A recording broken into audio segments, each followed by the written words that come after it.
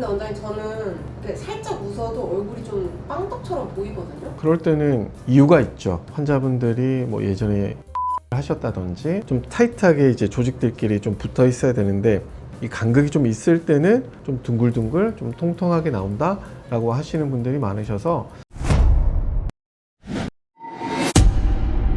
어머님들 보면 네. 이렇게 같이 여행을 가거나 사진 같은 거 찍을 때 이렇게 억지로 이렇게 웃으시면서 이렇게 찍히는 분들 많잖아요. 네. 그리고 왜 그렇게 하는 거예요? 본능적으로 그런 표정을 짓는 게 좀 더 이뻐 보이고 어려 보이고 얼굴이 작아 보일 수 있다라고 생각하셔서 그렇게 하시는 거죠. 근데 이렇게 웃으면 얼굴도 이렇게 넓어 보이고 한다고 좀 싫어하시는 분들이 더 많잖아요. 근데도 이렇게 억지로 이렇게 웃으시네요.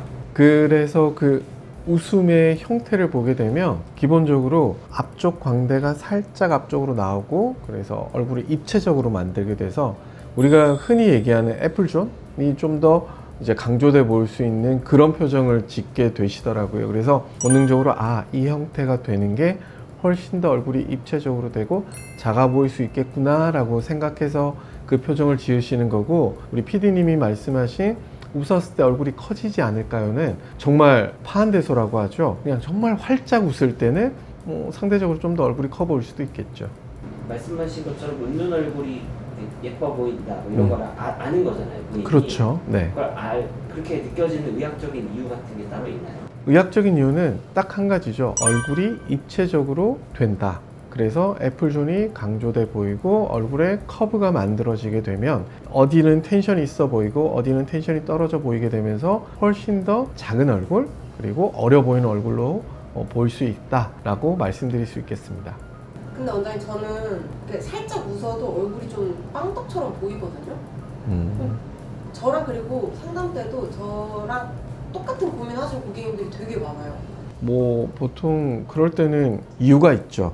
보통 환자분들이 뭐 예전에 뭐 윤곽을 하셨다든지 아니면 체중을 지나치게 뭐 만약에 빼셨거나 아니면 좀 넣으셨거나 하는 조직들 간의 간격이라고 하죠. 그래서 좀 타이트하게 이제 조직들끼리 좀 붙어 있어야 되는데 이 간극이 좀 있을 때는 아무래도 웃거나 아니면 사진을 찍거나 했었을 때 좀 밋밋하게 나오면서 좀 더 좀 둥글둥글 좀 통통하게 나온다 라고 하시는 분들이 많으셔서 그럴 때는 수술의 방식, 수술의 목표를 조금 더 다르게 설정을 해서 진행을 해야겠죠. 그래서 보통 일반적으로 걸리버 수술을 하시는 분들은 긴 얼굴이 짧아지길 바라시는 분들이 훨씬 많으시죠. 근데 이런 경우에 있어서는 아무래도 단순하게 좀 짧아지는 방향보다는 이제 우리가 일반적으로 고정하는 위치에서 좀 더 어느 부분을 밀착을 좀 더 시켜줘서 상대적으로 이 벌어져 있는 간극을 줄일 수 있는 방식으로 수술을 진행하고 있는데, 정말 환자분들이 좀 더 얼굴이 짧아 보이는 것보다는 웃었을 때와 무표정할 때 이제 사이즈의 간극의 차를 줄이는 게 훨씬 더 핵심이니까 수술할 때 이제 고정하는 위치나 범위를 좀 더 다르게 하는 게 훨씬 더 중요하게 되는 거죠. 말씀하신 것처럼 웃을 때 얼굴이 과도하게 빵떡처럼 넓어지시는 분들은 디자인하시거나 수술하실 때 좀 다르게 설계가 들어가나요?